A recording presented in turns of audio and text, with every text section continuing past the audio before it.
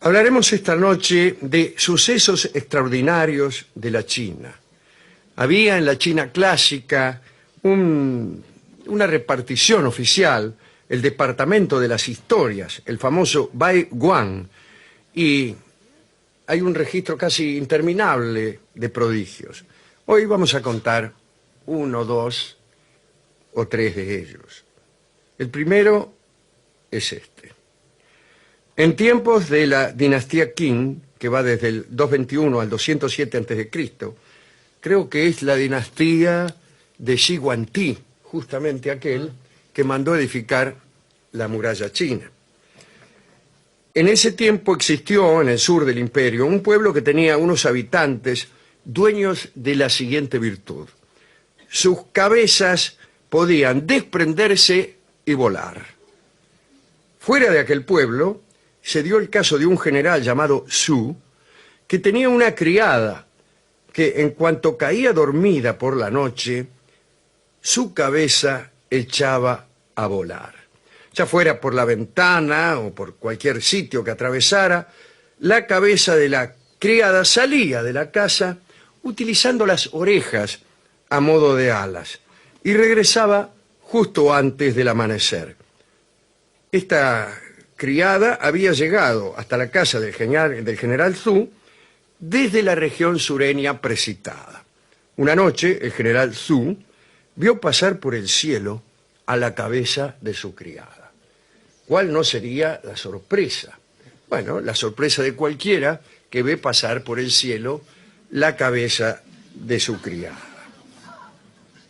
El general Zhu sospechó que algo anormal había en aquello. Y entró una noche en el aposento de la dama y lo que vio en el lecho fue un cuerpo sin cabeza, ligeramente frío y que mantenía una levísima respiración. El general Zhu lo envolvió en una manta al cuerpo y esperó. Ocurrió entonces que cuando la cabeza regresó antes del amanecer y fue a acoplarse con el cuerpo, chocó contra la manta y cayó por tierra. El general Zhu la vio rodar lanzando insultos. El general corrió la manta, la cabeza se elevó del suelo y fue a posarse sobre su cuello. Enseguida, el cuerpo entero de la criada se incorporó. Tan anormal le pareció al general Zhu todo lo que había visto que despidió a la criada. Le dijo que no era conveniente para el orden de su casa que se produjeran esas decapitaciones cada noche. Tiempo después, el general Zhu vino a enterarse por sus subordinados que cuando eran destinados a las provincias del sur, no era extraño que se topasen con personas de esa especie, personas a las que veían perder la cabeza por las noches. Cuenta el Departamento de Historias que se formaban constelaciones de rostros y mantenían divertidas conversaciones en las alturas. Me encantó esta primera historia. Otra historia. Sucedió en tiempos de la segunda dinastía Han. Un muchacho llamado Jia Yu dijo que conocía la región de los muertos. Y dijo también que había presenciado una discusión entre los funcionarios del mundo de los muertos. Jia Yu, que era joven y fuerte, un día se murió. Muy bien, nadie supo de qué. Tras expirar, llegó a buscarlo un heraldo de la región de los muertos, y este heraldo condujo su alma hasta donde estaba Siming. Siming, como ustedes saben, es en China el señor de las vidas. Registra la duración de la vida de las personas y se encarga de enviar a los heraldos de la muerte una vez transcurridos los años de vida que el cielo concede a cada uno. Vamos. Una vez que Jia Yu fue llevado hasta la región de los muertos, Siming le preguntó al heraldo, ¿y este quién es? El heraldo respondió que se trataba de Jia Yu, del pueblo de Nanyang. Entonces, el Siming buscó el nombre de Jia Yu un buen rato en el libro de los vivos y los muertos y no lo encontró. Entonces, indignado, le gritó al heraldo que no tenía que buscar a Jia Yu, sino a un tal Jia Ye. Había hecho pasar al mundo de los muertos al hombre equivocado. Jia Yu, muerto por ineficacia del heraldo, quiso golpearlo. Bueno, Simen lo tranquilizó al prometerle que sería restituido a la vida. Vea, dijo, mire, es un error, quédese tranquilo, lo vamos a volver al mundo de los vivos. Jia Yu regresó y contó esta historia. Ha dicho, desengañado, que el mundo de los muertos es parecido a este. Hermosa. Esta historia es muy hermosa.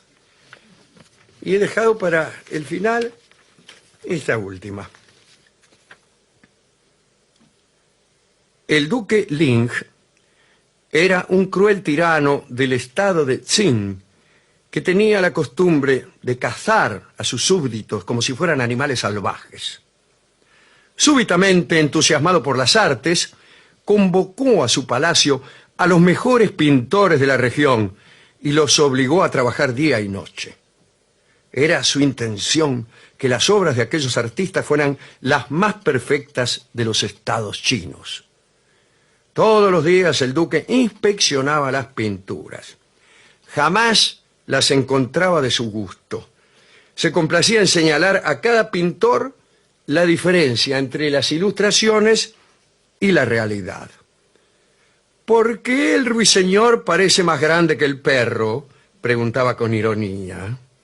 ¿Dónde has visto soles verdes? ¿Por qué no puedes pintar la lluvia con cada una de sus gotas? Ese mandarín jamás podrá entrar por la puerta de la pagoda que se divisa en el fondo. Muy frecuentemente, los pintores pagaban su incompetencia con la vida. Finalmente hizo traer desde Chu al pintor y calígrafo Hui, que tenía un prodigioso dominio del pincel y el estilete. Sus obras reproducían la realidad de un modo tan fiel que muchas veces se confundían con ella. Las abejas solían acercarse a los jazmines que dibujaba Hui. También realizaba estupendos trabajos de escultura y orfebrería. Había construido una jaula de plata con 2 pájaros de oro en su interior tan perfectos que los servidores del palacio les acercaban mijo para alimentarlos. Las frutas de cera también engañaban hasta a los mirlos más astutos. El tirano Ling, asombrado ante aquellas imitaciones, le ordenó que le hiciera un retrato. Hui, apartándose de las reglas tradicionales de la etiqueta y el dibujo, que recomendaban disimular las asimetrías del modelo, terminó la obra con la mayor exactitud. Parecía tan real que los cortesanos tomaron por costumbre hacer una reverencia al pasar frente al retrato. Todos dijeron que los dibujos de Hui formaban parte de la naturaleza y que cualquier intento de mejora en ellos sería una grave falta. Una tarde, el sabio consejero y ministro Chao Tun se atrevió a cuestionar seriamente esta clase de realismo. Dijo, en presencia del duque, que el arte debe diferenciarse de la realidad, ya que esas diferencias son precisamente las que producen placer a los espíritus sensibles.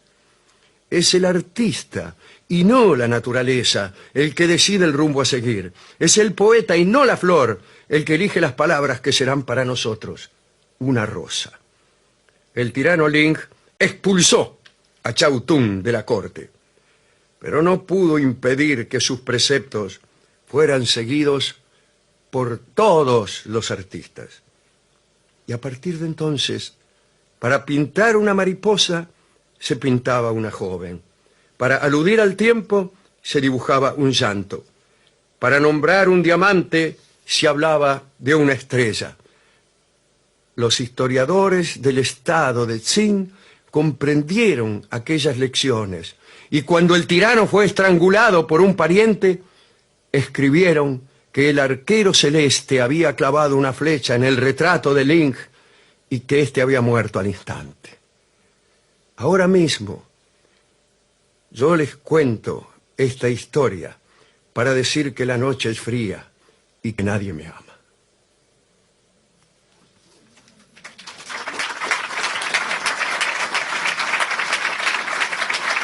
Son historias que hemos traído de una institución que es el Baiwán, el Departamento de las Historias de la China medieval.